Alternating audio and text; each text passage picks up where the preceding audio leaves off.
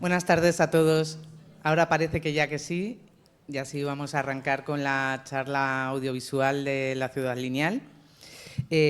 A los que grabéis, comentaros y luego lo vais a distribuir, estas imágenes se han retocado con IA y con una aplicación. Entonces, ya sabéis cómo es esto de la tecnología, que tienen también derechos de autor, aparte de David, que sacará en algún momento un trabajo y que es quien tiene, en algunos casos, los derechos cedidos para ese cometido, ¿verdad? Así es, sí. Bueno, pues yo creo que arrancamos ya. Esto es un viaje al pasado, pero con la tecnología del presente, ¿eh? Luego hablamos. Vamos allá. Bueno, buenas tardes a todos, muchas gracias. Como ha explicado Cristina un poquito, lo que vamos a hacer es un pequeño paseo a través de dos centenares de antiguas imágenes que hemos retocado a través de la inteligencia artificial, y no solamente las hemos retocado, sino que también las hemos coloreado. Hay que tener en cuenta que la inteligencia artificial también nos juega malas pasadas. Hay que decir que el 80% de las imágenes que se procesaron no servían para este fin, porque ello, o sea, lo que hace es una recomposición y crea cosas algunas veces insospechadas. O sea, que no es raro que en alguna imagen podamos encontrar un perro con 3 cabezas o un coche aparcado a la puerta de una casa, o un Tesla aparcado en la puerta de una casa. Entonces, pues bueno, vamos a intentar hacer un poquito de imaginación, tener un poquito de imaginación con ello y tener en cuenta, bueno, pues que no es todo real 100%, sino que hay muchas cosas que son interpretadas, y sobre todo los colores, porque los colores no eran realmente no sabemos si realmente fueron esos.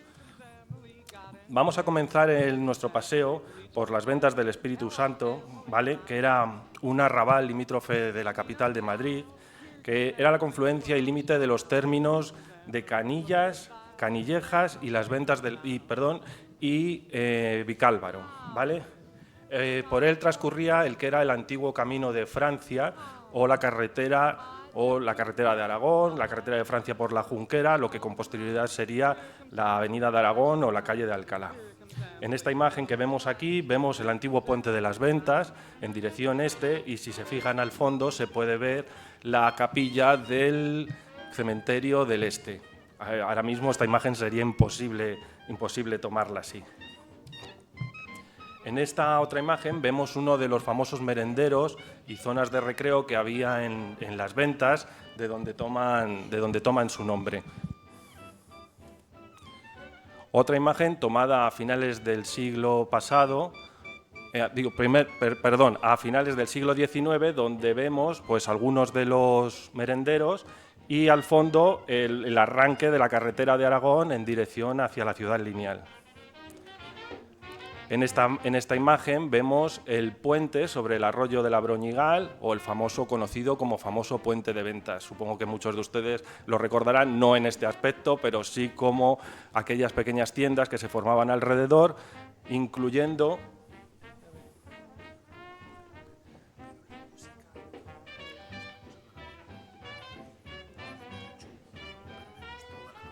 Vale.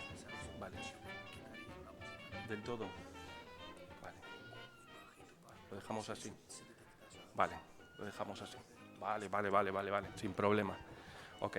Bueno, pues como os decía, el famoso puente de las Ventas, recordaréis aquella zona del mercado, aquellas callejuelas que había alrededor del puente de Ventas, pues es lo que quedó, el vestigio de lo que quedó de lo que fue la zona de arrabal de las Ventas del Espíritu Santo. En esta otra imagen tenemos otra toma del puente de Ventas y el arroyo de la Broñigal, que transcurría bajo el puente. Como veis, el arroyo de la Broñigal llevaba poquísima agua y solamente tenía, pues, en determinadas ocasiones, cuando había muchas lluvias, se desbordaba, pero el resto del año era así, simplemente un pequeño riachuelo. En el lado opuesto a lo que estamos viendo, porque ahora mismo estaríamos mirando como si estuviéramos de espalda a la Plaza de Toros de las Ventas, teníamos este otro edificio que era una casita de camineros, muy parecida a esta que tenemos aquí en la calle Alcalá, a la altura de Pueblo Nuevo, que estaba justamente en lo que hoy sería la explanada que hay frente a la Plaza de Toros de las Ventas. y junto a ella teníamos la caseta del kiosco de venta de tickets para el tranvía de la Ciudad Lineal. Es esa casita que se ve a la izquierda de la Casa de Camineros. Ahora la veremos un poquito más cerca. Entonces, nuestro viaje lo vamos a hacer en un tranvía eléctrico, vamos a pensar un poquito en eso, pero tenemos que tener en cuenta que en los orígenes, en 1899, el primer trayecto que se hizo fue con tracción animal, tal y como lo vemos representado en esta imagen. Aquí solamente se ven 2 de las mulas, pero realmente llevaba 4, porque subir la calle de Alcalá, o sea, la carretera de Aragón desde Las Ventas hasta Pueblo Nuevo, era un trabajo, y más aún si iba ligeramente cargado. Aquí solamente vemos un coche, pero normalmente lo solían cargar con 2 o 3. Entonces, el servicio arranca en 1899 y funcionaba exclusivamente desde Las Ventas del Espíritu Santo hasta la confluencia de la carretera confluencia de Arturo Soria, más o menos a la altura de Arzobispocos. Con posterioridad empezó a funcionar la maquinilla o el tranvía de vapor o tracción mecánica, que eran las famosas maquinillas. Todo el mundo los conocía con el nombre de las maquinillas. Como he dicho, eran unas máquinas que funcionaban a vapor y, como vemos en la imagen, pues arrastraban mayor cantidad de vagones, aunque, como vuelvo a repetir, el tramo comprendido entre Ventas y Ciudad Lineal era terrible. Casi tardaba más ese tramo desde Ventas a Ciudad Lineal en subirlo que luego en recorrer toda la Ciudad Lineal, porque con la carga no podía con ello.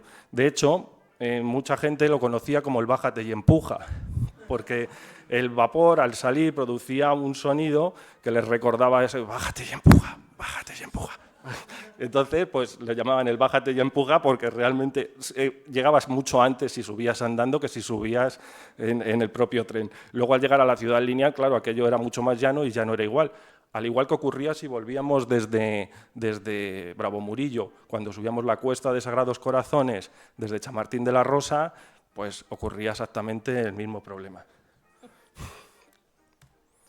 Esta es la caseta, el kiosco de viajeros que habíamos comentado.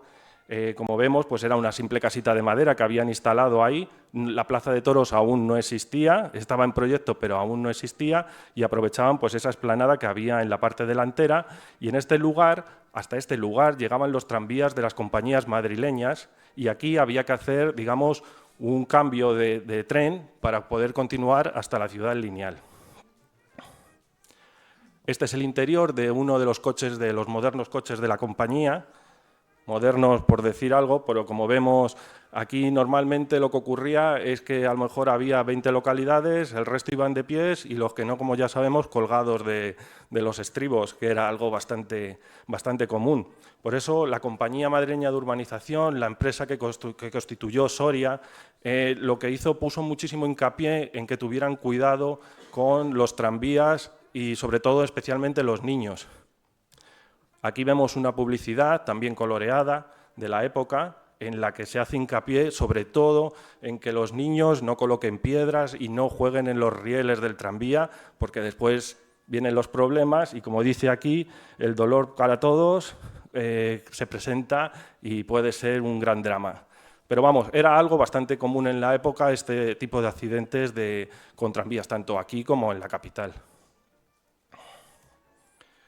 Aquí vemos el inicio del recorrido al cruzar el puente de Ventas, o sea, unos metros antes de iniciar el recorrido para cruzar el puente de Ventas, sobre el arroyo Abroñigal, y en esta otra imagen está tomada más o menos a la altura de la calle Alcalde López Casero en dirección hacia Ventas. Como vemos, la calle no estaba asfaltada, no estaba adoquinada, y en el lado derecho, aunque ya estaban los postes con el tendido eléctrico para el tranvía, vemos al fondo la maquinilla cómo va subiendo por el lado derecho si lo miramos hacia abajo, o sea, desde Las Ventas hacia Pueblo Nuevo, el tranvía subía por el lado izquierdo las 2 vías. Había tramos donde había 2 vías, había tramos donde había una sola, con apartaderos, y así iban regulando el tráfico. Aquí tenemos otros 2 aspectos de unos trabajos de instalación de alcantarillado a la altura del Carmen, aproximadamente, en el kilómetro 5 más o menos. Tengamos en cuenta que la Ciudad Lineal comienza a construirse en el kilómetro 7 de la carretera de Aragón. Este es uno de los primeros edificios construidos por la compañía madrileña de urbanización, la compañía que creó Arturo Soria, que era el taller de fundición y metales de Silverio Bengoechea. Este edificio, con tantos detalles modernistas, nosotros las imágenes que habíamos visto hasta el momento no se podía apreciar absolutamente nada, o sea, era básicamente un borrón. Hay que tener en cuenta que estas imágenes están extraídas principalmente de periódicos de la época, entonces nosotros no veíamos nada. Claro, nuestra sorpresa fue al revelar con inteligencia artificial y ver todos esos detalles y todos esos colores, pues realmente nos pareció muy asombroso. Y yo creo que quizás fue a raíz de esta imagen de la que pensamos en que se podría tratar todo esto y hacer algo muy especial. Este edificio estaba exactamente en donde arranca hoy en día la calle Hermanos de Pablo. De hecho, para construir la calle Hermanos de Pablo hubo que derribarlo. Enfrente, más o menos, donde está la famosa casita de camineros, que muchos recuerdan y que estaba al lado del cine Lepanto, había un pequeño colegio, ¿vale? Que lo llamaban, era una institución, un centro republicano, ¿vale? Donde se impartían clases. Y en la actualidad, si ven ese cartel donde pone a Canillejas 3 kilómetros, pues eso estaba justamente en esa pared de la casita de camineros. De hecho, si derribásemos el edificio que hay construido en este momento, seguirá puesto ese cartel ahí debajo. Unos metros más adelante, donde se encontraba el Cine Mundial, justamente al lado, que ahí en la actualidad hay una farmacia, teníamos este otro edificio, ¿vale? Y esta fotografía es exactamente de una inauguración de una fuente celebrada, porque es una fuente que inauguró Arturo Soria. No, los hijos, sí. Porque justo debió ser al fallecer Arturo Soria el 6 de noviembre de 1920, porque los hijos van de luto. Creo que recordar que la imagen está tomada, lo publican como que es del día 20 de diciembre. Claro. 20 de diciembre. Pero es que hay un error, bueno, un error que no es error realmente, porque dice inauguración de una fuente en la carretera de Aragón con la presencia de don Arturo Soria. Se refiere al hijo, que es el que toma en ese momento la dirección de la Compañía Madrileña de Urbanización. Bueno, ya llevaba un tiempo ejerciendo de director, pero se refieren a Arturo Soria y Hernández, ahí la confusión. Y de hecho esta fotografía la hemos recuperado de esa parte de la familia. Continuamos ahora con otro de los edificios construidos por la Compañía Madrileña de Urbanización en la misma carretera de Aragón, que era la fábrica de galletas La Universal, que era propiedad de don Pedro López Ferreiro y se encontraba en el número 193 de la carretera de Aragón. Exactamente debía caer pues, donde está la cafetería J5, más o menos, ahí estaba instalada este edificio. Este edificio ya entraba dentro de lo que era la parcelación de lo que era la propia ciudad lineal. Vamos a contar un poquito ahora la teoría para que podamos encajar un poco más todo ello. Entonces, tenemos a don Arturo Soria y Mata, madrileño, matemático, filósofo, político, inventor y, como he dicho, fundador de la Compañía Madrileña de Urbanización, en compañía de amigos y gente que apoyó su proyecto, porque hay que decir que esto es un proyecto totalmente privado, lo que hoy en día podríamos decir es una urbanización completamente privada. Él la compañía compró una serie de terrenos y sobre esos terrenos construyó lo que sería para él la ciudad perfecta. Yo creo que aquí Cristina podría dar algún... Sí, lo que él consideraba, él y todos los socios de la Compañía Madrileña de Urbanización, accionistas, hombres y mujeres, pues consideraban la ciudad del porvenir, la ciudad ideal, que se aunaba el medio ambiente, la naturaleza y la urbanización de lo que es el campo, o sea, el campo y la ciudad. Para construir la ciudad lineal, la compañía buscó unos terrenos, no tenían por qué ser estos, ellos lo que pretendían era construir una ciudad en forma de línea recta con una sola calle de 40 metros de anchura y la longitud que fuera necesaria. Daba lo mismo que fueran 5 metros, 500 o, como decían, unir Pekín con... Cádiz con San Petersburgo, ¿no? Sí, sí. O sea, había ahí... Pero vamos, realmente lo que se construyó fueron 5,5 kilómetros aproximadamente. 5,3 de los 53 proyectados. Entonces, en este plano, aquí podemos ver, aquí en el lado derecho, las Ventas del Espíritu Santo, que es donde hemos comenzado el recorrido. Hemos subido por la carretera de Aragón y llegamos hasta la parte más alta.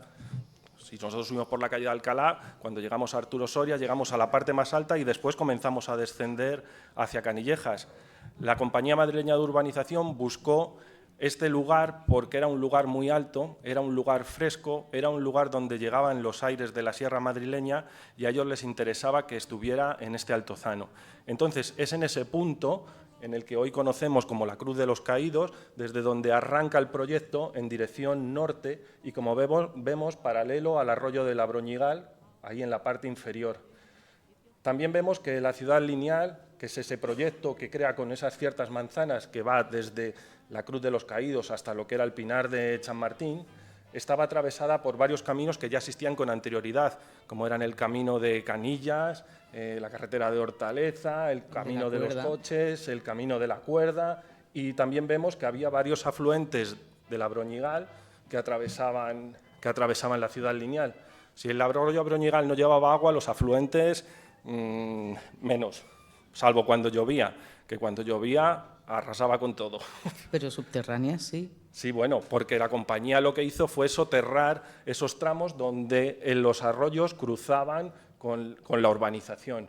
Entonces cruzaba el arroyo del Calero, que sería este primero, el arroyo de las Cañas, que sería el segundo, y el arroyo de... Se me ha olvidado. Creo recordar, el arroyo de los Chopos es el segundo y el arroyo de las Cañas es el tercero. Entonces, cuando confluían con la ciudad lineal, ellos lo que hicieron fue soterrarlo para que las aguas no atravesaran las calles. Sí, pero el agua era fundamental en la ciudad lineal. El agua era fundamental porque principalmente lo que les interesaba eran los jardines. Eran los árboles, los jardines, el regadío y las huertas. Ahora veremos un poquito más adelante ese capítulo. En la parte superior vemos un plano ya real de lo que realmente se construyó, desde la Cruz de los Caídos, el corte principal en el centro, que es el que vendría dado por la carretera de Hortaleza, actual López de Hoyos, hasta llegar al final del todo en la avenida de San Luis, que era el Pinar de Chamartín.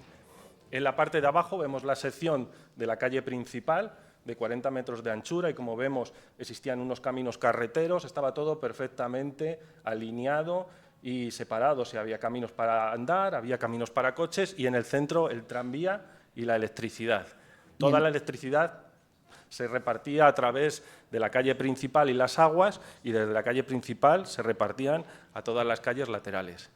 Y en algunos había también dibujados las bicicletas. También pensó ya en el carril bici. Aquí tenemos una imagen del proyecto. Esta es una imagen que la Compañía Madrileña de Urbanización diseñó para la presentación de su proyecto, y en ella, como vemos, la calle principal, vemos las calles laterales, que eran calles que no tenían más de 200 metros de longitud, como máximo tenían 200 metros de longitud, y que cortaban en la parte posterior con otra callecita más estrecha, que en este caso nosotros conocíamos como calle posterior oriental, occidental, según estaban situadas, pero que ahora todo el mundo reconocerá como calle del General Aranaz, Mesena, Asura o... Sí, Mesena, Asura, y luego la de los Misterios también. Y la calle de los Misterios, que no limita a 200 metros de la calle principal, porque la calle de los Misterios ya existía con anterioridad a la construcción de la ciudad lineal. La calle de los Misterios realmente era el camino de la Cuerda, que era un camino carretero que rodeaba todo Madrid y que se utilizaba para bordearlo sin tener que pagar las tasas, los aranceles para entrar dentro de la capital. Aquí tenemos otra imagen del sueño de la ciudad lineal, ¿vale? Vemos la calle principal, instalaciones eléctricas, de agua, el tranvía y las calles pequeñas que van saliendo lateralmente en número indeterminado, y después a ambos lados una franja de bosque que en este caso nosotros en el proyecto real no se llegó a construir como tal, pero sí las calles posteriores, la calle central y todas las calles que iban vertebrando la avenida principal. Esta es la imagen de Vicente Muzas, ¿verdad? Creo que sí, creo que sí. Supongo que al haberla retocado, algunos cambios habrá sobre el original, pero... El tren, el tranvía, han puesto uno de alta velocidad. ¿Será que están pensando en que podría ser la ciudad lineal de hoy? ¿No os parece? Si juntamos las tablas y Vallecas, está casi preparado. Bueno, aquí vemos la realidad. Cuando Arturo Soria llegó a ese montículo que formaba la carretera de Aragón al llegar al Altozano y mirábamos hacia el norte, lo que veíamos era esto, no había absolutamente nada. Y cuando decimos nada, quiere decir nada de arbolado. Entonces eran unas tierras que estaban dedicadas principalmente al secano, ¿vale? Había algunas pequeñas huertas en las zonas donde pasaban los arroyos, pero realmente no tenía vamos, no había prácticamente nada de verde, salvo en la zona del Pinar de Chamartín, al final del todo, donde los árboles ya estaban allí. ¿Y esto lo convirtieron en un vergel apenas 400 familias en menos de 20 años? Y en menos de 10, porque vamos a ver lo que se hizo en muy poco tiempo. Entonces, como vemos aquí, estas son las obras de urbanización de la calle. Entonces, claro, si ya al tranvía le costaba mucho subir aquellas calles que llevaban hasta la ciudad lineal, ellos decidieron que la calle principal, al menos, debía ser lo más plana posible. Es por eso, por lo que si nosotros viajamos por la calle principal de Arturo Soria, vemos que el 70 rueda perfecto, pero a bien que se atreve a meterse por allí, por atrás, por la calle Mesena o algunas de ellas, en las que va subiendo y bajando, porque esos terrenos la compañía no los trató como debían ser. Entonces, aquí vemos pues, las labores de allanado y de desmonte de terrenos. Iban quitando arena de un lado, la colocaban sobre otro y lo que sobraba lo iban utilizando para hacer los ladrillos y las tejas. Lo que decía Cristina, en aproximadamente 10 años teníamos esto en el mismo lugar. O sea, fue una transformación total y para ello era imprescindible el agua. Era algo que necesitábamos a toda costa. Por ello, la Compañía Madrileña de Urbanización decidió traer desde el arroyo, desde el río Jarama, desde el Puente de los Viveros, el famoso puente de Carrefour de San Fernando, tomó un tubo de 20 milímetros y trajo agua hasta la ciudad lineal. Lo que ocurría, había unas bombas de succión que traían el agua, porque tengamos en cuenta que es todo cuesta abajo, o sea, había que traerlas hasta esta montaña y desde aquí repartirlas. Lo que pasa es que el agua llegaba con muy poca presión, y luego se repartía con poca presión. Entonces, en todas las viviendas solían tener unos pequeños aljibes para ir luego regando cada uno su casa. El agua no era potable, pero al menos era agua para poder regar y para poder lavarse. Aquí tenemos otra imagen de la calle. En ella podemos diferenciar los caminos carreteros, vemos las vías del tranvía completamente separadas. Aquí, en diferencia que en la capital, las vías iban como si fueran un tren, no estaban embutidas en el adoquín. De hecho, la calle de Arturo Soria nunca estuvo adoquinada, salvo en el tramo, el cruce con López de Hoyos y la puerta de los estudios de la CEA o del parque de diversiones, que veremos a continuación. Esto cuentas un poquito de lo de los árboles y para cada familia una casa. Sí, vosotros conocéis el eslogan conocido de la ciudad lineal, ¿no? De para cada familia una casa y en cada casa una huerta y un jardín. Aunque dicen que lo extrajo de una obra de un italiano y lo hizo suyo, pero sí que lo realizó. De hecho, pues aquí, en esta zona de Madrid, en la misma época, todo el mundo tenía acceso al agua, a una vivienda con iluminación y con agua y baño, aunque tuviese pozos negros, ¿no? Sí. Aquí todo era una de las condiciones que todas las viviendas tenían que tener una serie de reglas, deberían construirse sobre una serie de reglas. Los requisitos fundamentales eran que la vivienda no podía ocupar más de un quinto del terreno que habían comprado, del lote que se hubiese adquirido, y el resto tenía que ser huerta y jardín. Al mismo tiempo, todos tenían acceso a un medio de locomoción barato, eficiente y sostenible como era el tranvía en menos de 15 minutos. De hecho, si hoy transitáis por la ciudad lineal un domingo por la mañana, de punta a punta, incluso con semáforos, la podéis recorrer en 15 minutos, con un poco de suerte. Todo esto nos une a conceptos de hoy, como es las Smart Cities, las ciudades de los 15 minutos, ciudades verdes, y que están en todas las mesas de debate actuales del mundo en cuanto a urbanismo. Bueno, aquí lo que vemos realmente es el marketing comercial de la compañía, porque ellos no solamente realizaron el tema urbanístico, sino que también construyeron, o sea, se dedicaban a la construcción de viviendas en esos solares que ellos previamente habían vendido. Se me ha olvidado decir antes que la parcela mínima que se podía comprar en la ciudad lineal, en esas cuadrículas que habíamos visto anteriormente, era de 400 metros cuadrados, parcelas de 20 por 20. Normalmente esas parcelas de 20 por 20 eran las que estaban en las calles posteriores, más lejanas a la vía principal, al tranvía, al servicio principal de la ciudad lineal, y en la parte delantera, pues en vez de comprar 1 o 2 lotes, pues podías comprar 4 o 5, unirlos para configurar la parcela que tú desearas, siempre y cuando la vivienda se encontrara en el centro de la parcela, todas sus dependencias tuvieran ventilación directa con el exterior y una serie de normas de higiene que había que mantener en todos los casos, porque si no podía ser expulsado de la urbanización. Sí, claro, ya sabéis que Arturo Soria estaba en contra de las inmundicias, que decía que en las bohardillas y en los sótanos es donde se acumulan las miserias y que todas las casas tenían que tener sol y aireación por los 4 costados, para también evitar la propagación de incendios. Los árboles eran, por eso hay eucaliptus también plantados en 1907, en las fiestas del árbol, para higienizar el ambiente, el aire.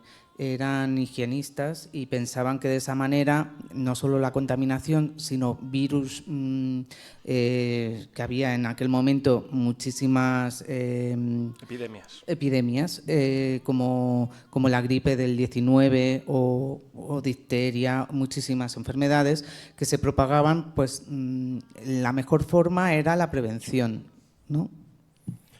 Bueno, continuamos entonces y vamos a entrar ya en lo que es en la propia calle de Arturo Soria y vamos a empezar a avanzar y vamos a ir viendo una serie de edificios. La compañía, como decimos, creó un patrón con una guía con diferentes tipos de construcciones y dentro de las parcelas, pues tú podías ir a la compañía y decidir qué tipo de construcción querías. Ellos te mostraban un catálogo y sobre ese catálogo tú luego podías adaptarlo a lo que tú querías, si lo querías un poco más alto, más bajo, pero vamos, una habitación más, esto así. O sea, ellos tenían puertas abiertas a un extenso catálogo de viviendas, ¿vale?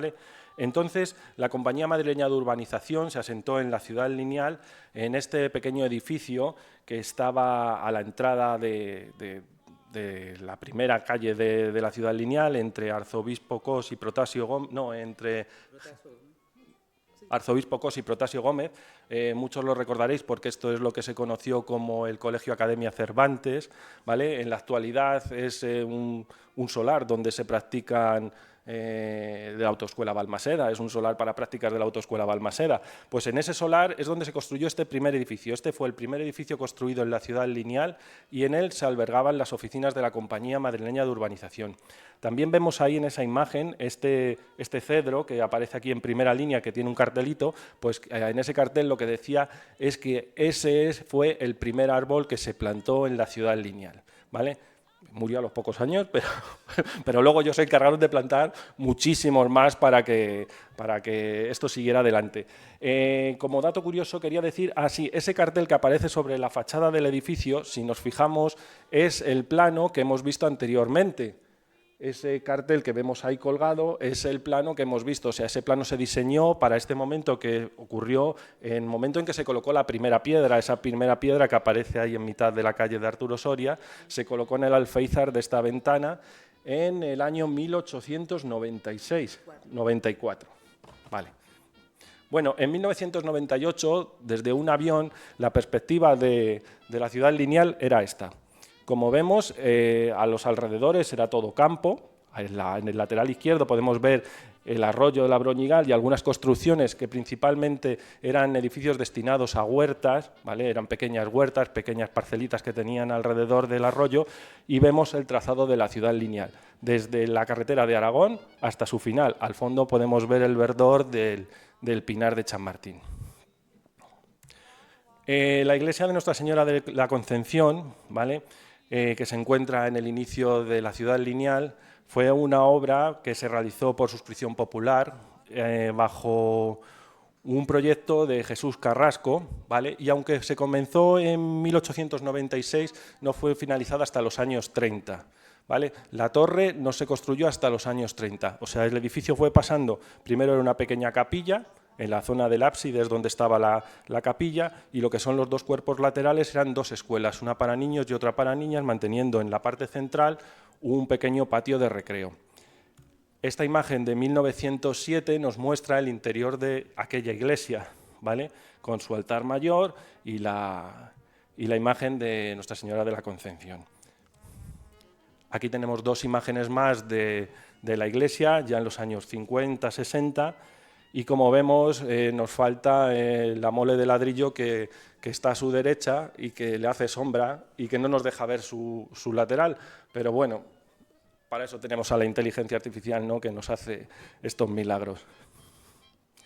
Continuamos el recorrido y vamos a la Compañía Madrileña de Urbanización, ¿vale? La Compañía Madrileña de Urbanización cambió de localización y dejó ese pequeño chalecito de la Escuela Cervantes y se trasladó a la esquina de la calle Protasio Gómez, porque aquel edificio se quedaba muy pequeño. Eran muchas las familias que ya querían realizar la construcción de los edificios y entonces decidieron trasladarse a este nuevo edificio mucho más moderno y acorde con lo que pretendían, ¿no? Entonces, ¿sigue existiendo? Sí, este edificio existe en la actualidad. Ahora vemos aquí, esta es la fachada principal, la que daba a la calle de Arturo Soria, esquina con Protasio Gómez, y en ella vemos a uno de los coches que se utilizaron con el tranvía de vapor. Si vemos detrás del coche se ven esas cocheras, eso realmente eran las cocheras donde se guardaban los tranvías de vapor, por eso vemos la parte superior un poquito quemada y allá había unos pequeños talleres y cocheras donde los recogían. Este edificio con posterioridad pasó a manos de Auxilio Social. Ahora vamos a ir viendo, sí, pues lo tengo un poquito más adelante, vamos a ver un poco el interior del edificio. En la imagen de la izquierda vemos el pasillo central del piso superior, donde estaban las oficinas, los registros, y en el lateral derecho lo que ocupó en su momento las cocheras de los tranvías de vapor se convirtieron en la imprenta, ¿vale? Era un taller de imprenta donde ellos realizaban sus propias publicaciones, pero además hacían un montón de carteles taurinos, folletos, entradas para espectáculos, o sea, no solamente se dedicaban a sus trabajos, sino que también abrían al exterior. Detrás del edificio de la... quería decir, ese dato que hablábamos antes, sí, esto se convirtió en los años 40, pasó a ser Auxilio Social, ¿vale? Y en la actualidad es el Centro Ocupacional Juan de Austria. Cuando Auxilio Social lo tomó, se construyó un edificio más en la parte superior y se revocó exteriormente, se cambió todo y realmente hoy en día no existe nada, salvo algunos detalles como esas columnas que vemos en el taller de imprenta, que si nos asomamos un poquito por las ventanas cuando pasamos por la calle, vemos el comedor y dentro del comedor vemos que todavía están esas mismas columnas. Detrás de este edificio, en la misma calle de Protasio Gómez, existía esta vivienda. Es un hotel, no podemos catalogarlo tampoco como una vivienda obrera, porque la compañía puso como diferentes prototipos de viviendas, las catalogó en viviendas obreras, que eran viviendas normalmente de una sola planta, con tejados a 4 aguas, en un solo lote de terreno, o sea, en 400 metros cuadrados. Después estaban las viviendas burguesas, que eran viviendas de 2 pisos normalmente, con algunas comodidades más que las obreras, y después estaban las viviendas de lujo, que se salían, digamos, un poco de los estándares que había marcado la compañía. O sea, eran un poquito, digamos, más personalizadas. Entonces, esto no llega a ser una vivienda obrera porque tiene unas dimensiones grandes, pero para que nos hagamos una idea, las viviendas obreras eran de esta tipología, una pequeña casita de 4 fachadas y con tejados a 2 o 4 aguas. Aquí tenemos una imagen del tranvía eléctrico recorriendo la ciudad lineal. Esta fotografía está tomada justamente a la altura de, vamos a decir, del Descanso de Cervera, para que nos hagamos una idea.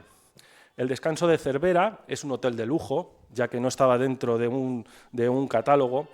Es un edificio que tuvo mucha historia, se llamó La Tierruca, el Hotel Benalúa, y en los años 10 ya albergó una clínica privada. Su propietario era el doctor Eulogio Cervera y mantuvo esta pequeña clínica privada hasta los primeros años 30. Después pasó a llamarse San Nicolás y con posterioridad Fuensanta, y es lo que actualmente es la Clínica Fuensanta. Si se fijan, dentro de todo ese amasijo de edificios que existen, todavía sobresale ese piquito del tejado entre todos los edificios. Este era un aspecto del porche de entrada a la casa, y esta era el despacho y la biblioteca del doctor Cervera. Que fue la casa de don Hilarión González del Castillo. Correcto. Cuando era La Tierruca, ¿no? La Tierruca, al principio del todo. Esta es una vivienda que en un principio construyó la Compañía Madrileña de Urbanización como modelo de hotel de lujo y que la tenía de alquiler. Y por ella pasaron muchos propietarios, entre ellos don Hilarión González del Castillo. Aproximadamente frente a el Descanso de Cervera, teníamos otro hotel que era el Hotel Florido. Este edificio fue propiedad del modisto Max Burger y después propiedad de la cantante y bailarina Clotilde Florido, la Bella Florido, en los años 10 aproximadamente, que la tenemos ahí en el centro de la imagen. Después, durante la guerra, fue el Instituto de Reformas Sociales y el Centro de Aprendizaje y Descanso para combatientes de guerra. Después ha pasado por varios propietarios y finalmente ha sido demolido no hace muchos años, hacía esquina con Vizconde de los Asilos. Un poquito más adelante teníamos Villa Luisiana, que era propiedad de la familia Trigo, del escritor Felipe Trigo, y decir que... No, no lo voy a decir, no lo voy a decir, pues no me deja decirlo, no lo voy a decir. En la imagen tenemos a Felipe Trigo con su perro y su hija mayor, Luisita. Su hija mayor, Luisita, es de la que toma el nombre la vivienda, Luisiana, ¿vale? Hay que decir que luego ella fue una eminente doctora, ¿vale? Era Luisa Trigo, fue una reputada doctora. Aquí tenemos al escritor en su casa, en su despacho, a la familia ante el piano y a Luisa Trigo en las escaleras de la vivienda. En Arturo Soria 479 hay que decir una cosa, antiguamente los números de la calle no correspondían con los actuales. Antes la numeración de la calle comenzaba en el Pinar de Chamartín y terminaba en la carretera de Aragón, con lo cual para nosotros, a la hora de ir a buscar la información y encajar, ha sido un trabajo, sí, un verdadero puzzle muy complicado. Este era el 479 de Arturo Soria, el antiguo 479, y como vemos ahí tenemos una hoja del catálogo de construcción, ¿vale? Esta era una tipología número 6 y tenía un precio de la construcción de 12.500 pesetas en el año 1910. ¿Quién lo diría, Aquí tenemos un aspecto de la calle Vizconde de los Asilos, donde vemos otro edificio idéntico al que hemos visto anteriormente. Hay que decir que esa es una construcción bastante popular, que se construyó en muchísimas parcelas de la ciudad lineal. Y aquí tenemos otra perspectiva desde el lado opuesto de la misma calle. En ella vemos los hoteles Mayorga, el Hotel Peralta y al fondo, el último del fondo, es el Villa Sotera. Villa Sotera es uno de los hoteles más representativos que en la actualidad existen en la Ciudad Lineal. Seguramente muchos lo conozcan, se trata de esta vivienda de la calle del Vizconde de los Asilos número 7, que fue propiedad de Manuel González y Trinidad Duarte, que los vemos aquí en la imagen. Hay que decir que él fue constructor, él se dedicó a la construcción de edificios y trabajó muy estrechamente unido a la Compañía Madrileña de Urbanización. Muchos de los edificios fueron construidos por este señor y decir que este edificio, que muchos conocemos, tenía uno gemelo, idéntico, en la calle de Fernández Caro. No tenía ninguna diferencia, eran exactamente iguales, los había construido él mismo, a alguien le gustó y dijo, yo quiero esto. Y fue a la compañía y se lo construyeron. Que sale en alguna película, ¿no? ¿El escondite inglés? Sí, al escondite, 1, 2, 3 al escondite. No. Sentados al borde de la mañana con los pies colgando. Sí, de Miguel Bosé. Bueno, aquí tenemos otro edificio, este estaba situado unos metros más adelante, ya pasado José del Hierro, lo que digamos es la confluencia de la esquina de José del Hierro con Arturo Soria. Como vemos, esto es un anuncio de venta también en los años 30, ya no hablamos en los años 10, ya hablamos en los años 30. Es un edificio de lujo construido sobre una parcela de 2.400 metros cuadrados y con un precio de venta de 230.000 pesetas. Aún así, sigue siendo un verdadero regalo. Yo creo que ahora mismo le podríamos poner otros 2 ceros y pasarlo a euros, por lo menos, probablemente. Esta vivienda se llamaba La Santé y aquí tenemos una imagen de su fachada principal y su terraza y una imagen de la parte posterior. Los negocios en la Ciudad Lineal estaban repartidos en la propia urbanización, quiero decir, había carpinteros, había fontaneros, había carboneros y todo se hacía un reparto con bicicletas, con carros, o sea, funcionaba de una forma totalmente autónoma. Sí, el reparto 24 horas en bicicleta ya existía a principios del siglo XX. El Amazon de aquel entonces ya funcionaba. Entonces, aquí tenemos uno de los ejemplos. Esta era la vaquería de San José, propiedad de Alonso Saavedra. La Compañía Madrileña de Urbanización decidió que estos locales, que sobre todo podían causar ruidos, ¿no?, como es el caso de las vacas o olores, sacarlos un poquito fuera del perímetro de lo que era la Ciudad Lineal. Así que, en concreto, esta se colocó en la calle posterior oriental, esquina con María Lombillo. Ahora mismo hay un grupo, hay unas construcciones, unos chalés, pues en ese lugar estaba esta vaquería, que era la vaquería de San José. Y un convento, ¿no? Y un convento, pero está un poquito más abajo, sí, unos metros enfrente de tu querida Villa Catalina. Sí, Villa Catalina, que la defendimos con tesón los vecinos y la asociación y la prensa hace unos años. Y la presidenta, que casi terminó como la baronesa Thyssen, atada ahí a la puerta de la casa diciendo que aquello no se podía derribar. Y bueno, pues lo conseguimos, el edificio se mantuvo ahí.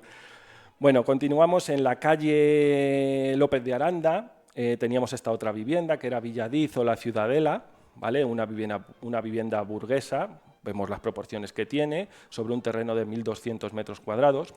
Y luego nos trasladamos hasta la esquina justamente de López Aranda con Arturo Soria, donde se encontraba la tienda de ultramarinos de don Remigio y Casado, también conocida como La Esfera, ¿vale? Muchos posiblemente todavía la recuerden, era una pequeña tiendecita que hacía esquina, que tenía un bar, que se llamaba La Taurina y una bodeguita allí en el rincón.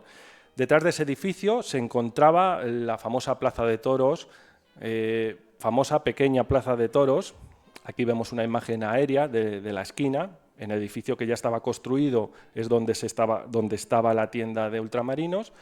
Es por ello cuando la Compañía Madrileña de Urbanización y la Sociedad de Espectáculos, que pretendía dotar a la Ciudad Lineal de teatro, de toros, de todo, para que fuera una ciudad totalmente autónoma, decidió construir en este terreno el edificio de Remigio Casado ya estaba en esa esquina, entonces desde aquí no se percibe mucho, pero la Plaza de Toros no era redonda, era ligeramente ovalada, pero vamos, no se notaba tampoco mucho. Como pueden ver en la imagen, la Plaza de Toros podía utilizarse para varias cosas, o sea, lo mismo por la tarde había toros, como por la noche, como ven ahí está instalada la pantalla de cine, o sea, había proyecciones cinematográficas por la noche. Ese gran invento del cine mudo que había llegado y que sorprendía a todos.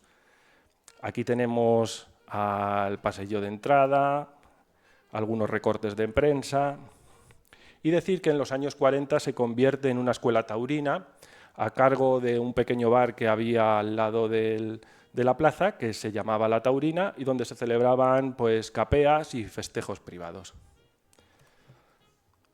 Nos vamos ahora hasta el Hotel Verde o el Hotel Roversi, ¿vale? Este edificio estaba en la esquina de la calle Meneses o Manipa, en la actual Manipa, con Arturo Soria, y fue propiedad de José Cuesta. Esta imagen está cedida por un compañero de la asociación José Luis Muñoz, y aquí tenemos dos imágenes más del mismo edificio. Ese vehículo que ven ahí fuera se nos ha ido de tiempo, pero lo he interpretado como un Peugeot 206, pero como vemos este es un edificio, un claro ejemplo modernista, una situación privilegiada, vemos el jardín que tenía el edificio y todos los detalles que adornaban su jardín. A pesar de todo, prácticamente el 98% de todo lo que vamos a ver ha desaparecido por completo. Aquí tenemos otro hotel burgués, tipología normal de la Compañía Madrileña de Urbanización, en la calle de Arturo Soria. Aquí tenemos la vivienda de Antonio Sanz Jiménez, conocida como Villa Luis Ortiz. Aquí tenemos una imagen de la calle de Arturo Soria, con sus filas de árboles. Como vemos, tampoco había mucha gente, sobre todo en la época estival es cuando más bullicio había. Muchas de las casas se utilizaban para fines de semana, época estival, más que nada porque se vio una salida al no tener que viajar a las afueras. Cualquier comerciante, cualquier persona que tuviera un negocio en Madrid decidía pasar el fin de semana y no tenía que desplazarse hasta la sierra, no hablamos nada de la playa, entonces pues la ciudad lineal era, digamos, como una salida al reposo y a todo eso, ¿no? Aquí tenemos Villa Manolita, construida en la calle del Marqués del Pico Velasco, propiedad de Juan Gómez Fernández, y tomó el nombre de su hija Manolita. Otra edificación, como vemos también con tipología, la tipología número 8, de 14.000 pesetas. La finca era conocida como El Redil y, como he dicho, estaba en la calle Fernández Caro. Ahora llegamos hasta uno de los edificios que aún se conservan en la actualidad, que es Villa Hispana. Este edificio originalmente se construyó por la Compañía Madrileña de Urbanización como premio a los suscriptores de su revista. El premio quedó desierto porque fue en los años 20, una época un poco oscura para la compañía, ¿no?, por el tema de la suspensión de pagos y tal, y el edificio finalmente fue vendido a Natalio Utray Jáuregui. Vivió pocos años en él, no creo que llegase 2 o 3 años, y después fue vendido a don Pío Lejárraga, ¿vale?, que le vemos ahí posando junto al coche. Para los que no conozcan, esta vivienda está en la esquina de la calle Juan Pérez Zúñiga con Arturo Soria.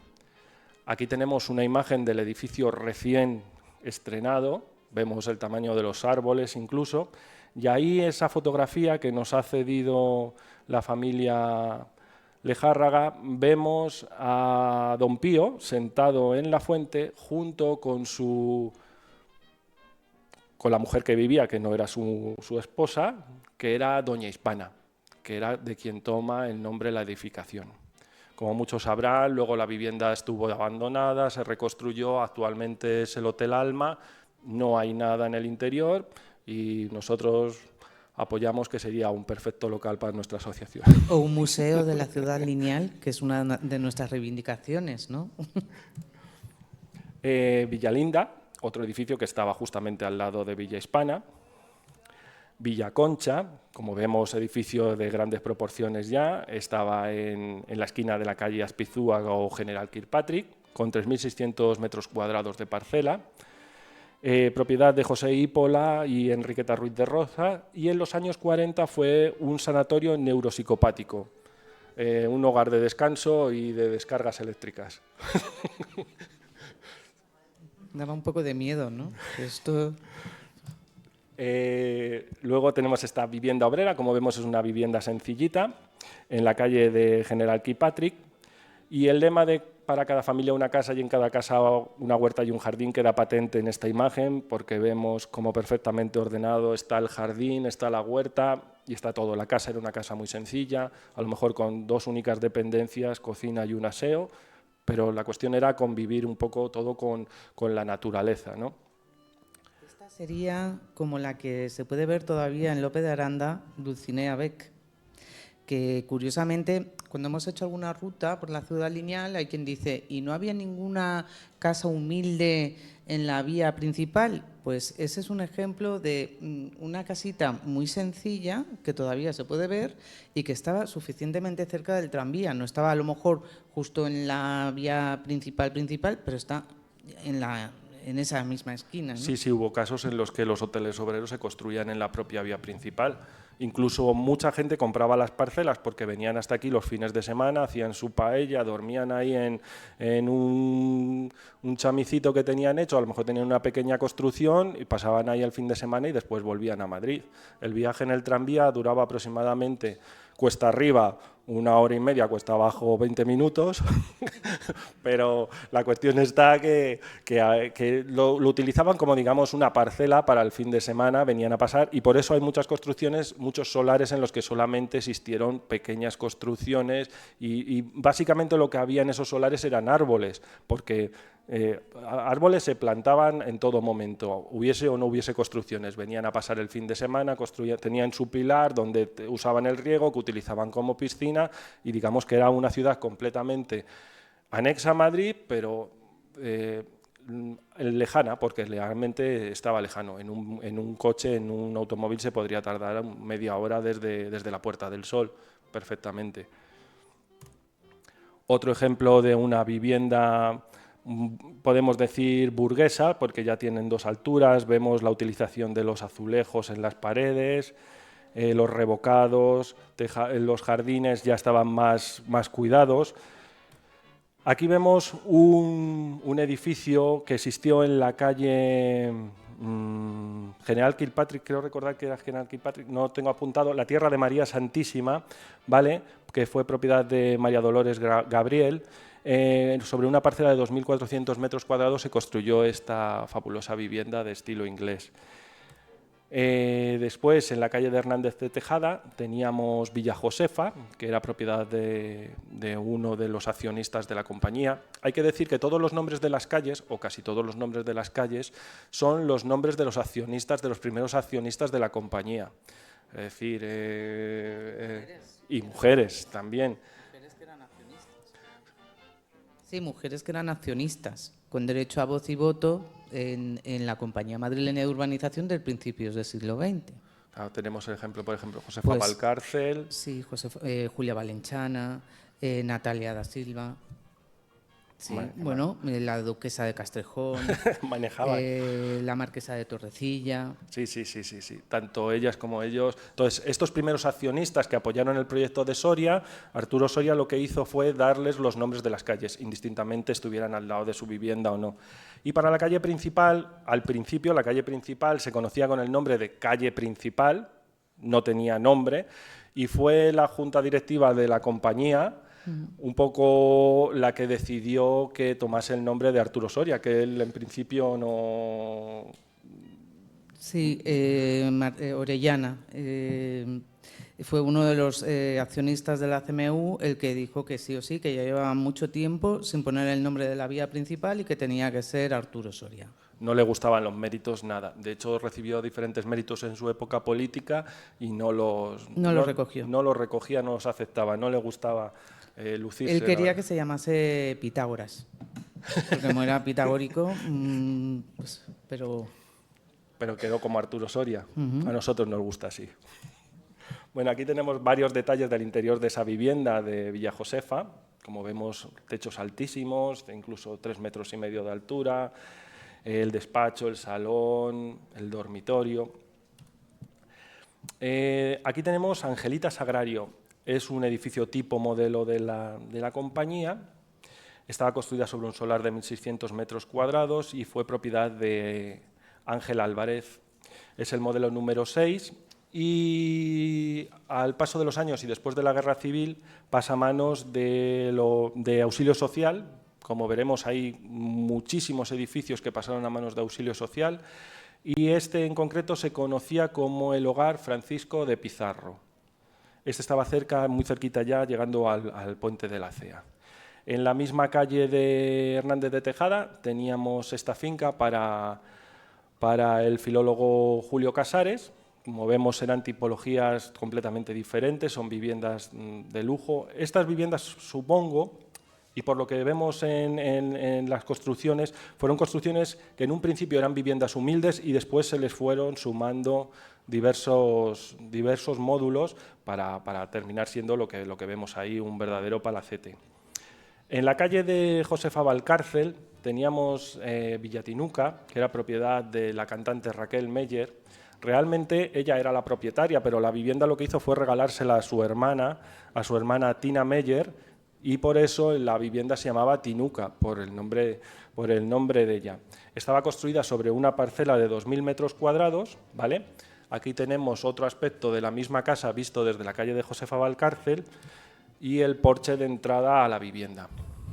Fíjense en ese porche de entrada porque en los años 40 Auxilio Social volvió a llegar hasta aquí y lo transformó en lo que en la actualidad se conoce como el Hogar Ciudad Universitaria, que todavía ocupa lo que es la esquina de Arturo Soria con Josefa Valcárcel.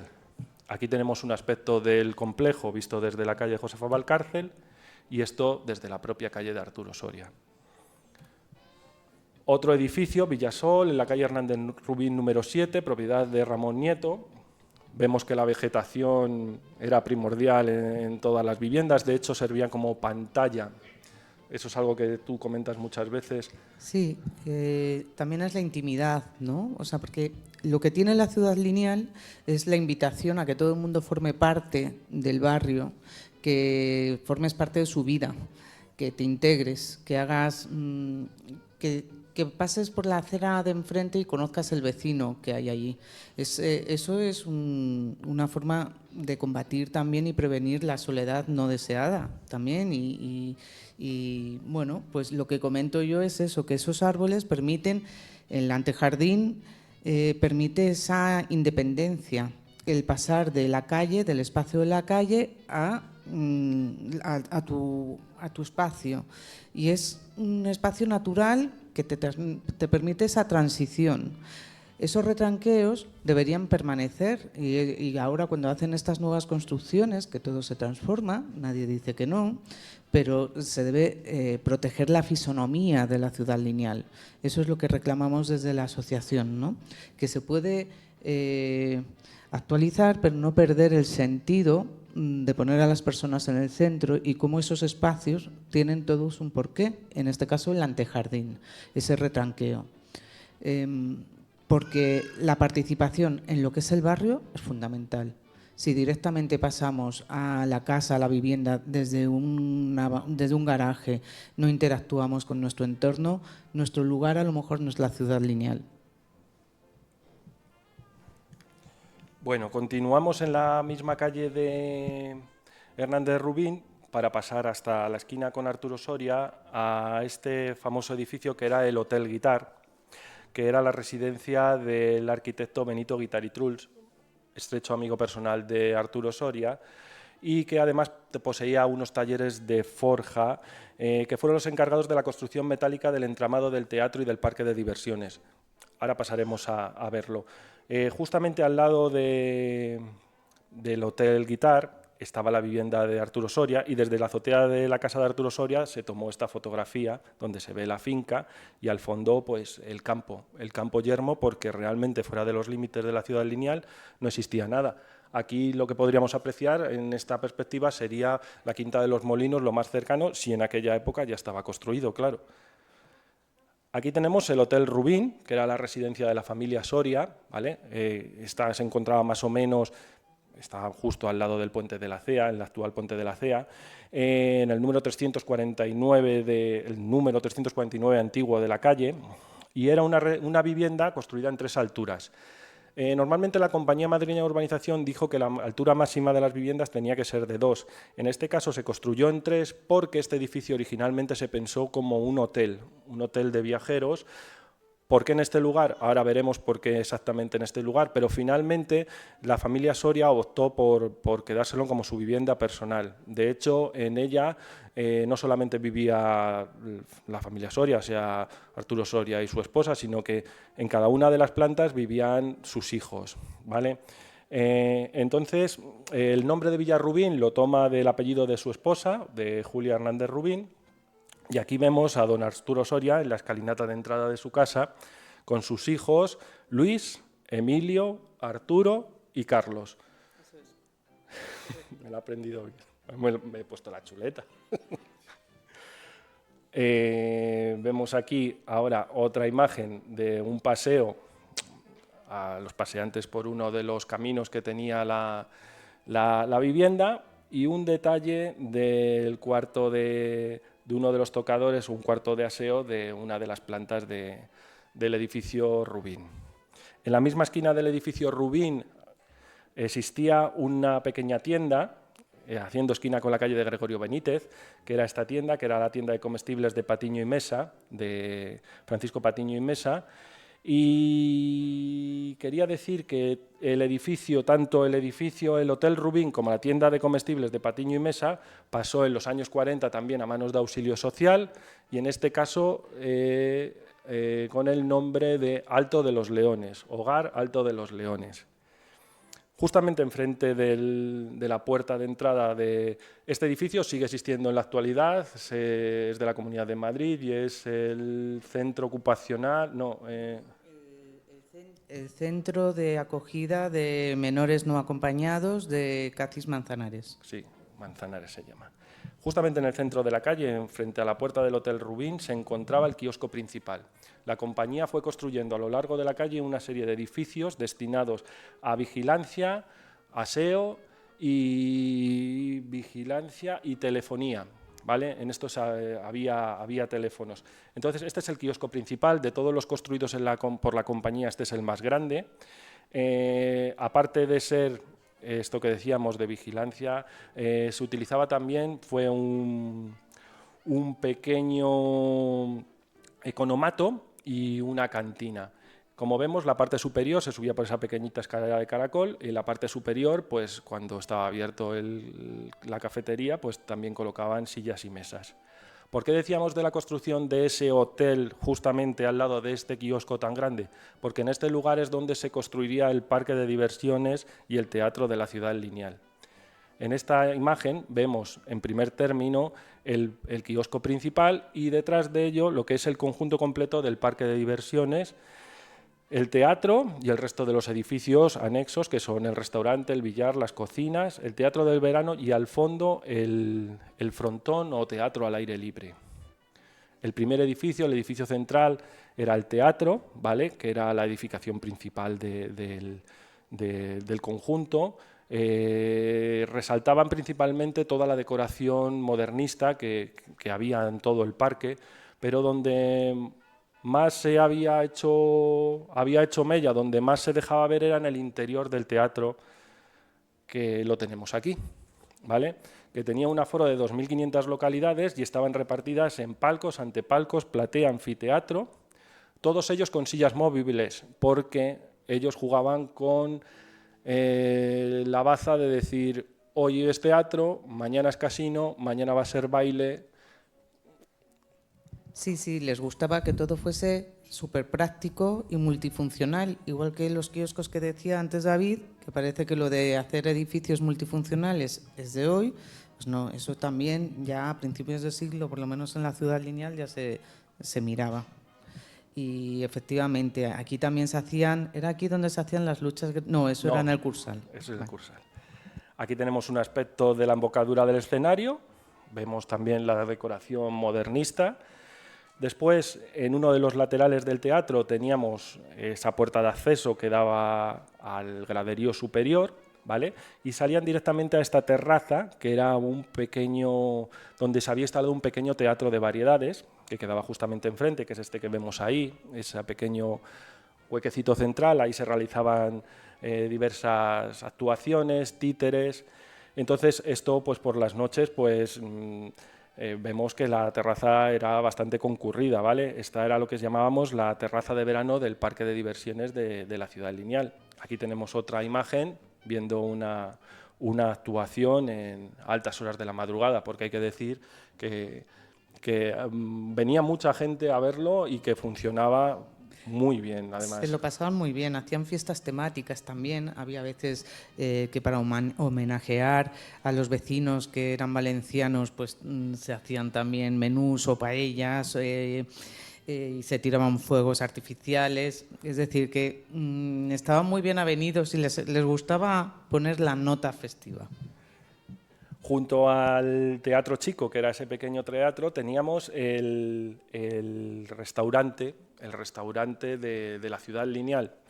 Aquí vemos una publicidad coloreada, ¿vale?, del parque, del restaurante del parque, y aquí vemos el salón principal, con una superficie bastante amplia, con capacidad aproximada para 200-250 comensales, y que tenía una gran bóveda de cristal y hierro, construida por la casa de Benito Guitart, por la Casa Guitart, que estaba a 12 metros de altura. De hecho, en esta imagen no se llega ni a ver, en la siguiente sí que vemos parte de la bóveda, ¿vale?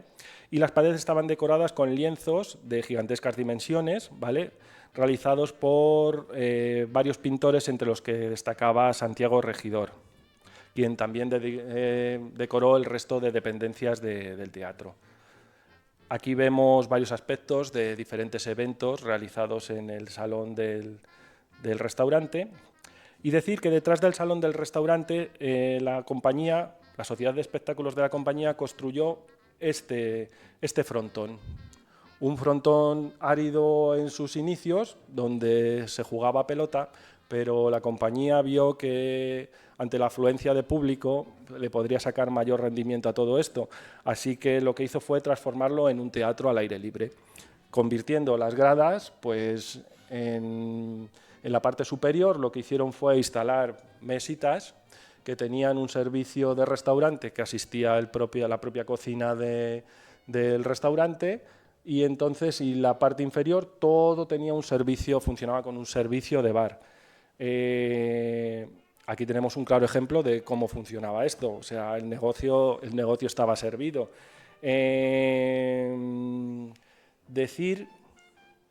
Habla.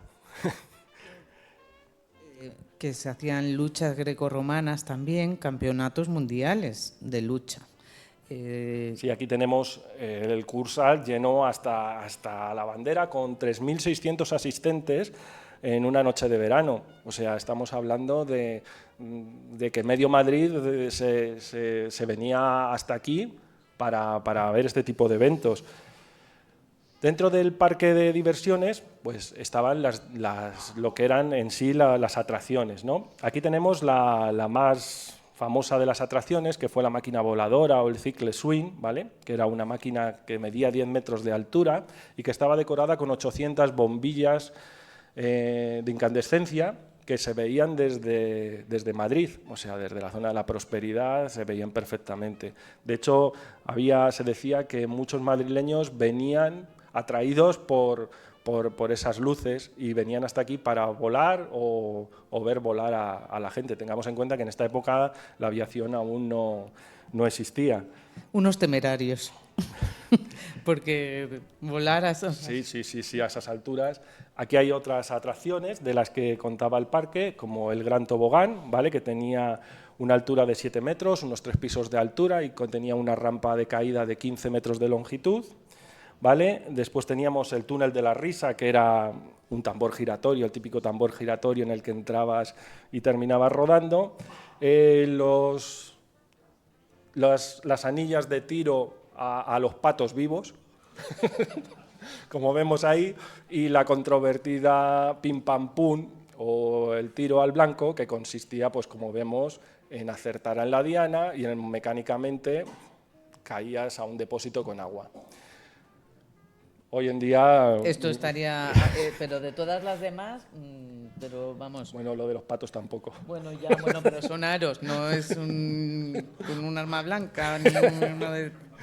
Dentro del amplio catálogo de actividades que propuso la Compañía Madrileña de Urbanización nació, pues, por supuesto, la Fiesta del Árbol, que fue una fiesta de gran interés, en donde los niños y los jóvenes pues, se dedicaban, formaban jornadas enteras a la plantación de árboles y arbustos.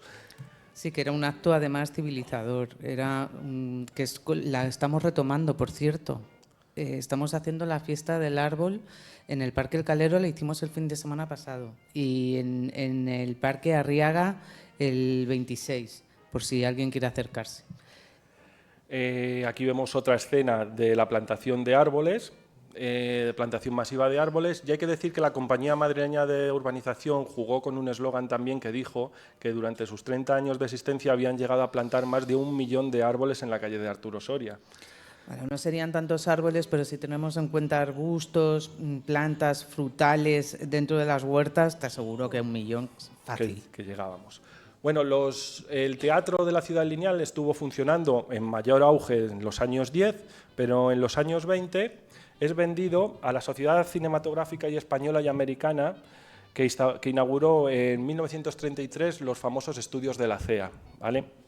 Aquí vemos una publicidad de la época y aquí vemos una imagen aérea donde vemos lo que queda del antiguo teatro, que ha perdido toda su fisonomía modernista, o sea, han eliminado toda decoración modernista, y en la parte posterior vemos que el Kursaal o el teatro al aire libre lo que hicieron fue techarlo con uralita y de esa forma consiguieron un plató de 1.200 metros cuadrados con 15 metros de altura, o sea, estamos hablando de que fueron los mejores y mayores estudios cinematográficos de España. Esta es otra imagen del recinto. En ella vemos que, a pesar de que ya está construidos los estudios, la máquina voladora seguía ahí, en ese lugar, debió quedar ahí como recuerdo. Y aquí tenemos varios aspectos de lo que fueron los estudios CEA. Esta imagen está tomada desde lo que sería la esquina de la calle Calidón, que en su momento se llamaba del General Topete. Esta también es de la calle del General Topete, la parte inferior. Aquí vemos el lateral a la calle de Emilio Vargas y el frontal, y ahí queda reconocible pues, lo que fue el teatro de la Ciudad Lineal, ¿no? Aquí tenemos el plató número 3 y diversas escenas de rodaje. Ese plató es otro que se construyó en el lugar de la máquina voladora, se quitó la máquina voladora y ahí se construyó un nuevo edificio donde estaba este plató. Y aparte de utilizarse para rodar las películas en el interior de los estudios, también utilizaban los terrenos cercanos para rodar las escenas de exteriores. Aquí tenemos varias escenas de la verbena de la Paloma, otra del rodaje de la película El Coloso de Rodas, y junto a la derecha pues tenemos a Sigfrido Burman, que fue un decorador y vecino de la Ciudad Lineal. Unos metros más abajo, en esa misma calle de Calidón, existió esta vivienda, que fue una vivienda que regaló el periódico ABC a sus trabajadores. A sus suscriptores. A sus suscriptores, perdón, no me salía la palabra, a sus suscriptores, y entonces pues el agraciado fue Juan Suárez Labrador, que era una pequeña casita obrera, y aquí vino don Alfonso XIII a poner el ladrillo de la última piedra a cargo del periódico ABC para regalo de esta casa. Como vemos en la imagen superior, al fondo se ve la pared del frontón del parque de diversiones. Hay que decir que en los años 50 el proyecto de construcción de la autopista hacia el aeropuerto parte la Ciudad Lineal en 2 trozos, creando este gran socavón que vemos aquí, que fragmentó, pues decimos, la calle, quedó colgada en vilo porque al hacer hubo que mover los tranvías, o sea, fue una obra bastante complicada. Entonces, aquí vemos la antigua piscina del auxilio social que estuvo en la vivienda de Raquel Meyer, no recuerdo ahora mismo el nombre. Tinuca. No. Sí, de Villa Tinuca, la piscina que se la llevaron por delante, ahí se ve ya en sus últimos momentos, vemos el cruce con Arturo Soria, los estudios CEA y al fondo ya vemos la capital.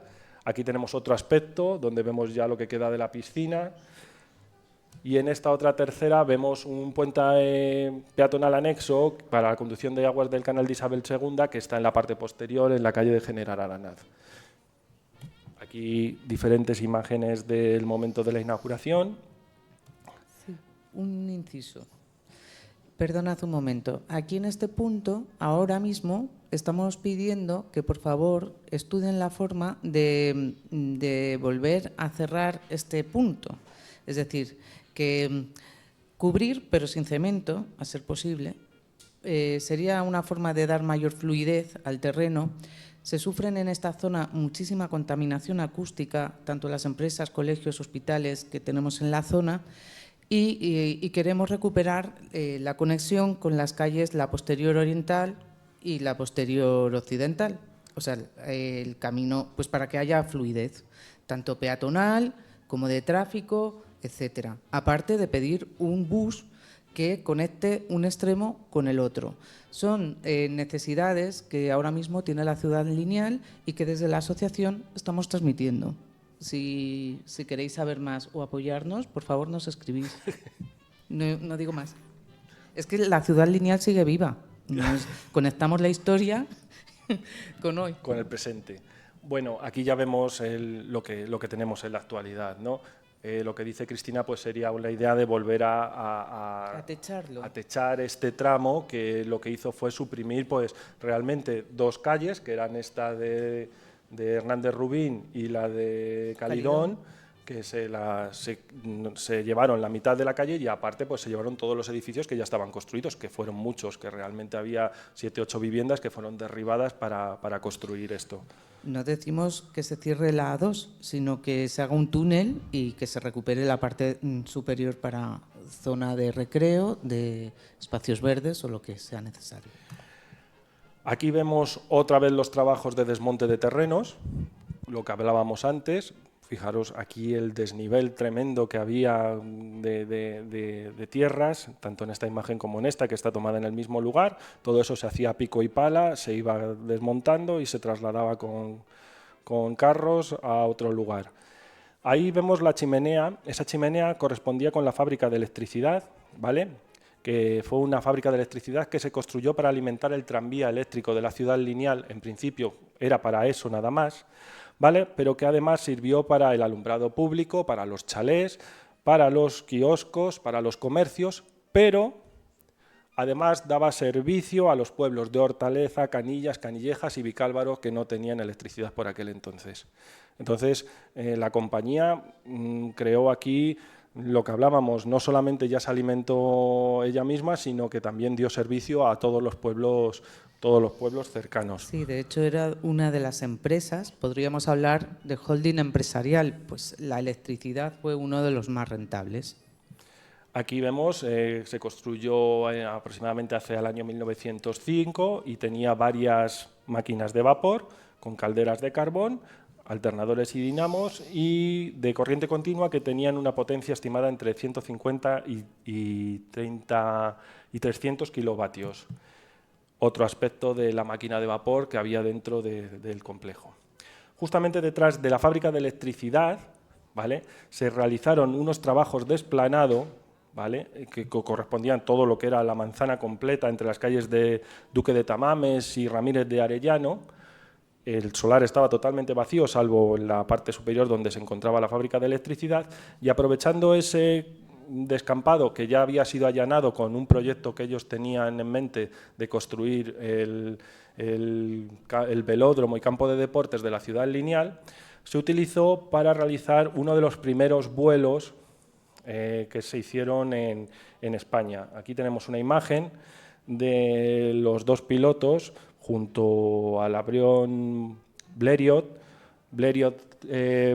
11, y a sus majestades los reyes llegando al evento. O sea, aquí se realizaron unas de las primeras pruebas aéreas en Cuatro Vientos y aquí en la Ciudad Lineal, donde se hicieron las primeras pruebas aéreas en España. Sí, pero el aeródromo estaba en la carretera de Aragón. Sí.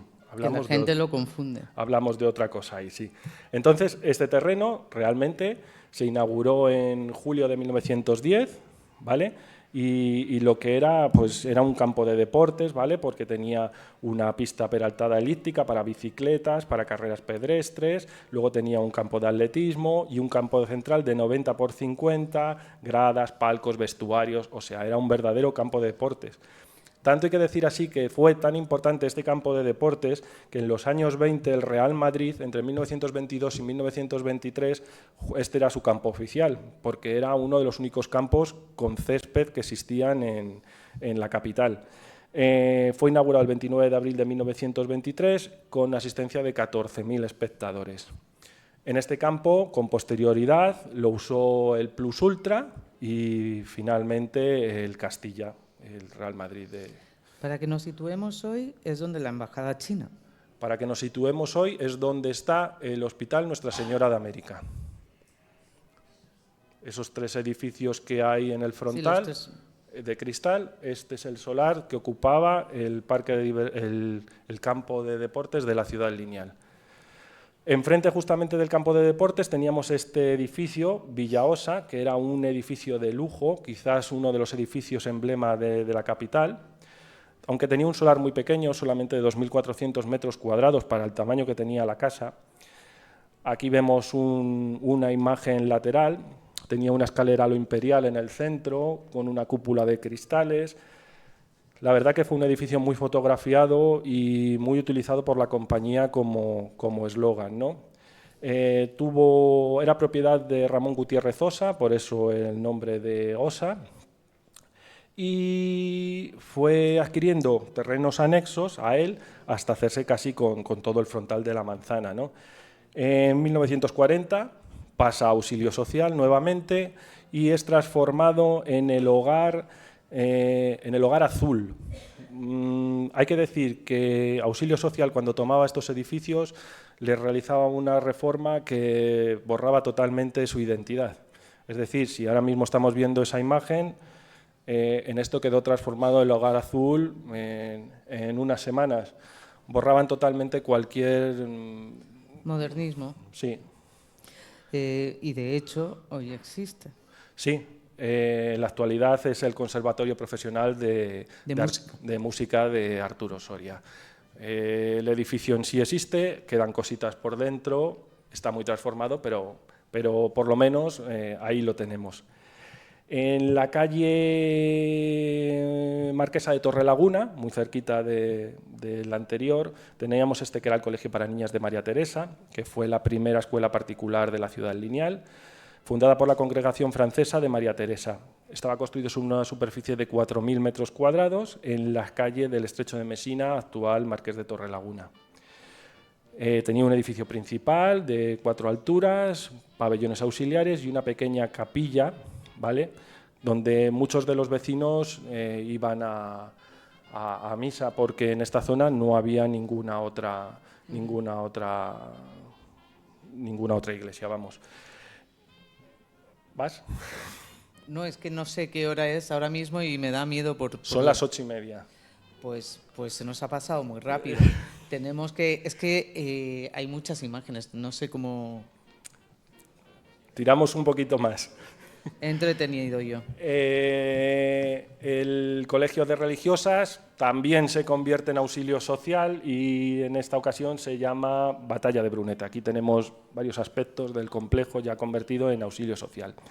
Justamente al lado de este edificio estaba la vivienda de José María Jarabo Guinea, ¿vale?, que era un reputado abogado y que se conocía con el nombre de la Rosaleda. Sí, Jarabo, efectivamente. Este señor era el padre de José María Jarabo, el asesino en serie que se cargó creo recordar, a 6 o 8 personas en una tarde. Bueno, no lo sé. Y eso, pero sí fue de los datos más Sí, más escabrosos, sí. que puede haber de la ciudad. Él no vivía en este momento aquí ya, eso lo cogió por ahí cuando estuvo por Guinea o luego por las Américas. Vamos a agilizar, si Vamos queréis, a agilizar. un poco para que haya... Bueno, aquí tenemos el Hotel Miranda, propiedad de Luis Miranda y Podadera. Más que nada vamos a agilizar un poquito, simplemente que veáis las imágenes. Villa Emilio, ¿vale? Otra vivienda construida. Aquí tenemos en la calle de Julián Hernández, la vivienda para Eustacio Ramos. La Quinta de Heswich, una vivienda burguesa en la calle Arturo Soria con vuelta a Bueso Pineda. En la actualidad se conserva la tapia con la misma puerta está ahí en ese lugar. Y llegamos a uno de los puntos más... el famoso claustro de la Ciudad Lineal. Este solar perteneció a un anticuario zamorano que se llamaba Ignacio Martínez Hernández, que en 1931 adquirió esta parcela a la Compañía Madrileña de Urbanización, una parcela de 2.400 metros cuadrados, y como su profesión era compra-venta de antigüedades, pues aquí tenemos una de las antigüedades que compró. No se sabe muy bien si realmente todo el conjunto era real o fue parte y parte fue postizo. El caso es que estuvo 40 años montado ahí. Durante la Guerra Civil estuvo tapado con tierra para que en caso de bombardeo no le afectara. Y la procedencia, pues sabemos que es de procedencia medieval, pero no se sabe si viene de Zamora, de Salamanca o de algún monasterio desamortizado. Continuamos, Villa Angelita, la vivienda de Facundo López Ayuso, vemos los interiores, tampoco eran unas viviendas que no eran muy grandes, como podemos ver ahí, pero todas, si no tenían un pequeño aseo, tenían su cuarto de baños. Llegamos hasta aquí, hasta la pequeña ermita, pequeña capilla de San Juan Bautista, la pequeña iglesia de San Juan Bautista, que como muchos ustedes conocerán, está en la calle Faustina Peñalver, que fue la marquesa viuda de Amboague, que dejó dispuesto en su testamento que parte de él fuera para construir un barrio obrero que se llamaba Nuestra Señora del Carmen, que es ese barrio obrero que se llegó a construir con 24 viviendas y una iglesia. Pues esta es la iglesia que estuvo ahí en el Cerro de la Cabaña y que fue construida también por Benito Guitar y Truls, por la Compañía Madrileña de Urbanización, y ahí sigue. Está ahora mismo rodeada de edificios, pero todavía sigue en pie. Muy cerca de la iglesia teníamos los viveros de la compañía, ¿vale? Estaban situados exactamente en el arroyo de las Cañas, de donde subían el agua para regar las plantaciones, y se utilizaban principalmente para el arbolado de la calle principal, para venta y para el apoyo a las famosas fiestas del árbol. Llegamos ahora hasta la edificación conocida como La Terraza, ¿vale? Que era una fantástica vivienda, ¿vale? De la tipología número 9, como vemos aquí, con un precio de 30.000 pesetas. Fue propiedad de Emilio García Fernández Trelle, que fue ingeniero y artífice del tendido eléctrico para el tranvía de la Ciudad Lineal, y que con posterioridad fue vendido y reconvertido en los laboratorios químicos Vigoncal. Por desgracia no existe, simplemente se conserva la tapia exterior. Villarreus, otra pequeña construcción. Que ha estado hasta la pandemia, hasta justo en el 2020. Sí, lo derribaron. Sí, fue en el 2020, en plena pandemia, cuando la derribaron, en Zacarías Homs. En la calle Zacarías Homs. En la calle Zacarías Homs también tenemos este edificio que era Villa Eloísa, que quizás fuese el edificio más caro construido por la Compañía Madrileña de Urbanización. También hay que decir que ahí se construyó en los años 30. Fue propiedad de don Zacarías Homs y Cartañá, del quien toma nombre la propia calle. Tenía una parcela de 8.000 metros cuadrados. Y hay que decir que esta casa no fue diseñada por la Compañía Madrileña de Urbanización, sino que fue copiada exactamente de otro edificio gemelo que existió en la costa francesa de Royan. Pero ese edificio original no existe y el nuestro sí. Idéntico, hablamos idéntico. Hoy es la Junta del Distrito de Hortaleza. Aquí tenemos algunos aspectos del interior de la casa, artesonado, suelos de mármol, frescos en las vidrieras. La chimenea también está. Vemos el cuarto de baños y luego hay que decir que en los años 40, años 50 se convierte en la sala de fiestas Villarrosa. Muy polémico. O sea, seguro que habéis oído y que alguno puede incluso darnos información. De la existencia. Bueno, justamente al lado de la sala de fiestas Villarrosa se encontraba la casa de la familia del pintor Núñez Losada, que es esta pequeña vivienda que a muchos nos recuerda a una casita de chocolate de Hansel y Gretel, la casita de chocolate de Hansel y Gretel, que sigue en pie, sigue ahí en la calle Zacarías Hons, esquina con López de Hoyos, y que además alberga en el interior el estudio original del pintor y una gran parte de los cuadros que él pintó. La otra gran parte pues están en colecciones privadas, incluso en el Museo del Prado. Sí, él fue un académico de la Real Academia de San Fernando, ¿no? Sí, fue un importante pintor, sí. En el cruce de López de Hoyos, como decía antes, el único punto donde estuvo adoquinada la calle, existió este kiosco, que era el kiosco El Fortín. En él, además de vigilancia y telefonía, se utilizaba para el control de una barrera, un paso a nivel que existía en este lugar. La carretera de Hortaleza era una carretera muy transitada para los pueblos de Hortaleza y Canillas, entonces aquí existió una barrera y esta era la casa del guardabarreras. Este kiosco desapareció en los años 10. Desconocemos por qué, pero de la noche a la mañana no hay ninguna información más. Entendemos que debió ocurrir algún incendio o algo que lo borró. Al lado estaba la Capitana, ¿vale?, que era la vivienda de José Pérez Estela, esquina con Vicente Muzas, y que en los años 40 se convierte en la sala de fiestas La Capitana, propiedad de Pastora Imperio, que estuvo funcionando hasta 1959. En su lugar ahora mismo hay una ferretería, la famosa ferretería donde para el 70, el 9, donde se hace ese intercambio, pues este edificio estaba situado ahí. En la carretera de Aragón, en la carretera de Hortaleza, López de Hoyos, teníamos otros edificios, Villa Trinidad, Villa Rafael. Como vemos aquí, pues vemos que Villa Trinidad pues tomaba el nombre de su hija y normalmente eran los nombres de las hijas o las mujeres los que se ponían a las fincas. Qué bonito cuando una casa tiene nombre. Y más si lleva el tuyo, ¿no? Bueno, aquí tenemos la elevadora de aguas, lo que hablábamos antes. Aparte de traer el agua desde el puente de San Fernando, también la traíamos de Madrid, del Canalillo, y nos la subíamos hasta aquí, porque ya estamos hablando de una de las partes más altas ya de la ciudad lineal, lo que se conoce con el nombre de Atalaya. Subíamos hasta aquí el agua con unas bombas, con una máquina de vapor, ¿vale? Y este es el edificio, su alta chimenea de la máquina de vapor y las bombas de succión. ¿Continuamos? Si queréis, ya vamos a ir terminando. Sí. Vamos a ir a modo express. A modo express. 5 minutos. Venga, vamos con el nido, convertido en la sala de fiestas Samba, que estaba justamente enfrente. Otras dos viviendas, la Colmena, el Ahorro.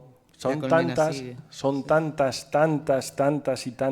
y hay que tener en cuenta que, como he dicho antes, solamente estamos mostrando una muy pequeña parte.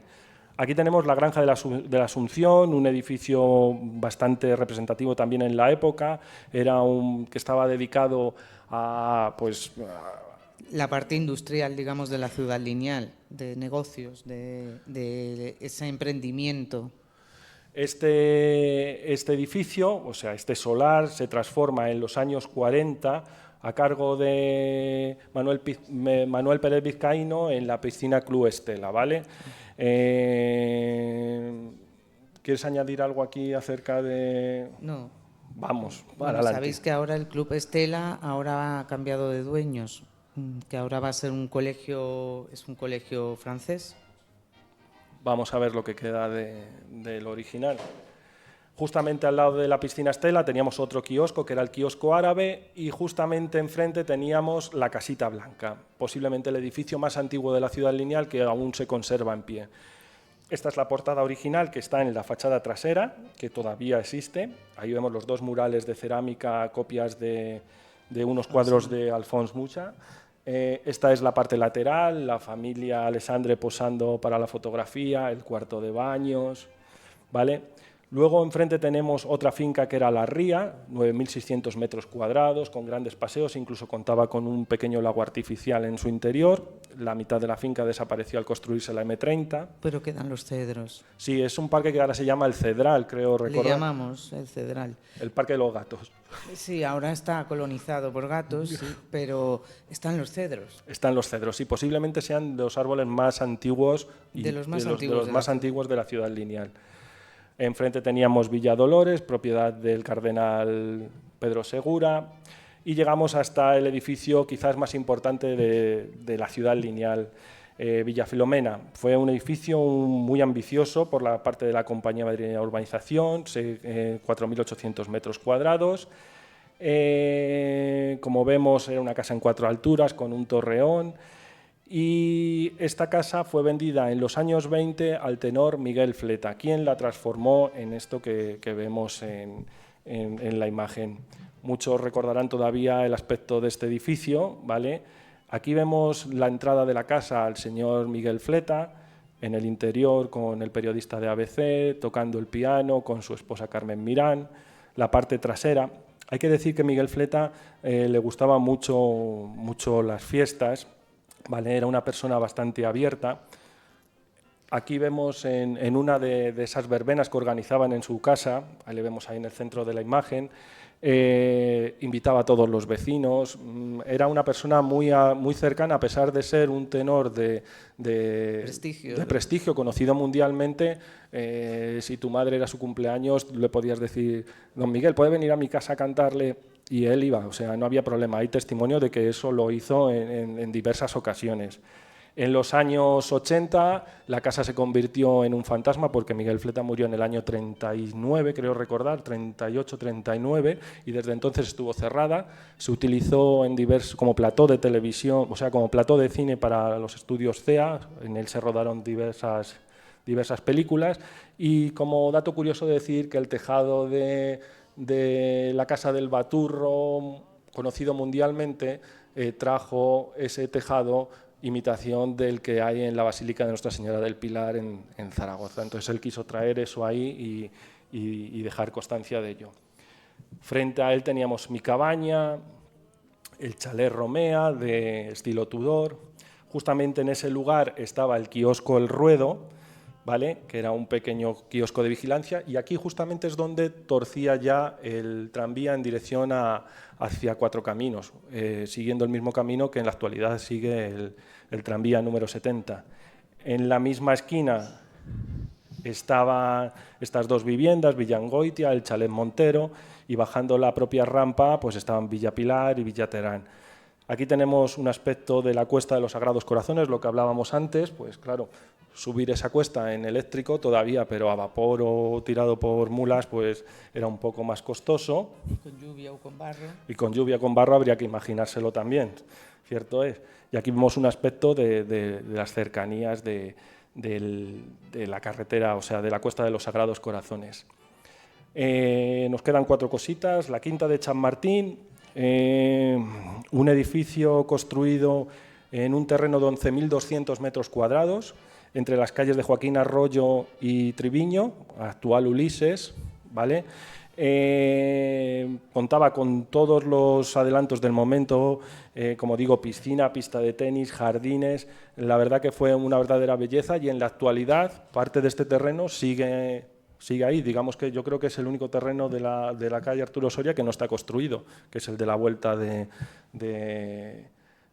por donde gira el 70, en la vuelta de la Cuesta de los Sagrados Corazones. Pues en ese lugar estuvo la Quinta de Chamartín. Avanzamos un poquito más, aquí tenemos otro edificio, Villalola, en la calle principal vemos los trabajos de explanación, irreconocible a cómo puede estar en la actualidad. Y el famoso Hotel Birma, pues uno de los edificios que se ha derribado últimamente, junto al Chalet Remedios, que era un chalet construido en 1910, pero que en 1930 fue transformado en una vivienda mucho más moderna, como vemos aquí, de estilo racionalista, mucho más minimalista. Vemos ahí el interior.